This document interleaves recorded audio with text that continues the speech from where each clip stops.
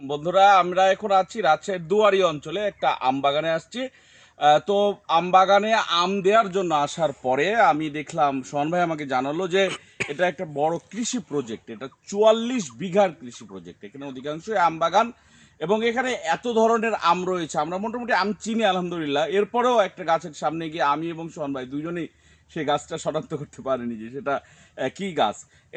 এছাড়া এখানে আপনার হাড়িভাঙ্গা আম খেলাম, ভাই আমাকে একদম গাছ পাকা আম গাছ থেকে পেরে খাওয়ালো। তো হাড়িভাঙ্গা আম সম্বন্ধে আমার ইতিপূর্বে ধারণা ছিল না। আমটা পেরে খাওয়ার পরে আমার কাছে ভালো লেগেছে, বিশেষত এই আমটার আঁশ নাই এবং বিচি অনেক ছোট এবং বেশ স্বাদ লাগলো। গাছ পাকা আম গাছ থেকে পাড়ার সাথে সাথে যেরকম মিষ্টি হয়, এর পরে স্বাভাবিকভাবে পাকানোর পর আরও বেশি মিষ্টি হয়।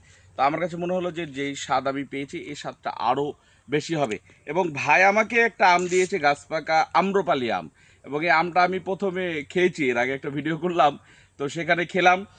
তো সত্যি অসাধারণ, আপনারা দেখতে পাচ্ছেন কালারটা, দেখতে পারেন। এবং এই আমটাতে যখন আমি কামড় দিয়েছিলাম তখন আমার কাছে যে স্বাদটা ফিল হয়েছিল, মানে একটা নাটক করার মতো স্বাদ হয়েছিল। কিন্তু তো নাটক আমি যাইনি। তো এই যে আমি আপনাদেরকে যেটা বলতে যাচ্ছিলাম যে একটা কৃষি প্রজেক্ট, যারা কৃষিকে ভালোবাসে, বাংলাদেশের মানুষ, উপমহাদেশের মানুষ কৃষি প্রিয়। তো আমাদের আদিম পেশা কৃষি, আমাদের পিতা আদম আলাইহিস সালাম কৃষিকাজ করতেন, যার কারণে আমাদের কৃষির প্রতি একটা ভালোবাসা আছেই। তো আপনাদেরকে একটু দেখাই যে এই যে গাছ পাকা পেঁপে কিন্তু আমাদের এখানে আসার পরে সোহান ভাই নামিয়েছে, এবং নানান ধরনের আম এখানে এখনো পর্যন্ত, যে ক্ষীরসাপাত আম, রানী পছন্দ আম, এই আমগুলো পাড়া হয়ে গেছে, আমগুলো শেষ হয়ে গেছে, কিন্তু এর যে ক্যাট থাকে, অর্থাৎ যে ছোট আমগুলো, এই আমগুলো এখনো কিন্তু গাছে আছে। তো আমরা এখন আছি বর্তমানে আম্রপালি আমের বাগানে। আম্রপালি আম অনেক নামানো হয়েছে, আরও নামানো হবে। এছাড়াও এখানে আরও বিভিন্ন ধরনের গাছ রয়েছে। এখানে পাশে তরমুজ চাষ হচ্ছে, এখানেই পুকুরে মাছ চাষ হয়, নানান ধরনের ফসলের চাষ হয়। আপনাদেরকে আমি আরেকটু দেখাই যদি, এখানে যে এই যে বাড়িফোর আম, এই বাড়িফোর আমের কিন্তু একটা অন্যরকম ডিমান্ড আছে এবং খুব দারুণ স্বাদ আছে এই বাড়িফোর আমের। তো আপনারা অনেকে জিজ্ঞেস করেন যে এরপরে কি আম আসবে। তো আপনাদেরকে আমরা জানাতে চাই যে এখন তো আম্রপালি চলছে, ন্যাংরা চলছে, আমরা আপনাদেরকে বাড়িফোরও দেওয়া শুরু করবো ইনশাল্লাহ। তো আপনারা যারা আমাদের কাছ থেকে আম নিতে চান, আমরা সরাসরি এরকম বিভিন্ন বাগান থেকে আমরা আম দেবো ইনশাল্লাহ। এখন আমরা এই যে রাজশাহীর যে একটি ঐতিহ্যবাহী বাগান, এই বাগান থেকে আপনাদেরকে আম দিচ্ছি। আপনারা যারা আম নিতে চান এরকম মানে একদম টকটকে, আলহামদুলিল্লাহ আমরা চেষ্টা করব আপনাদেরকে মানসম্মত আমটা দেওয়ার জন্য।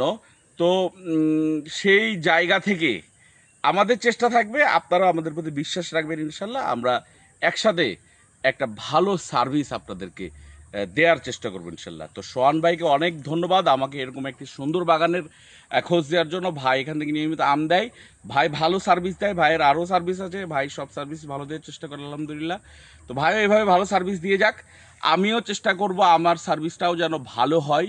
আপনারা আমাদের জন্য দোয়া করবেন এবং এরকম সুন্দর ভালো আম খাওয়ার জন্য আমাদের সাথে যোগাযোগ করবেন। আপনাদের সকলকে ধন্যবাদ।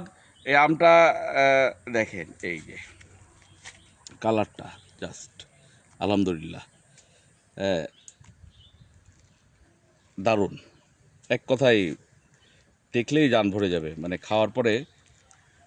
বিসমিল্লাহ।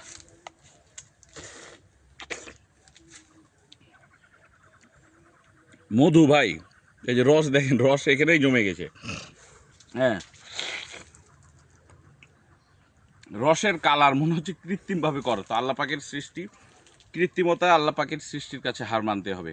তো আপনাদের সকলকে ধন্যবাদ এরকম আম খাওয়ার জন্য। আমাদের সাথে যোগাযোগ করুন। আসসালামু আলাইকুম রহমতুল্লাহ।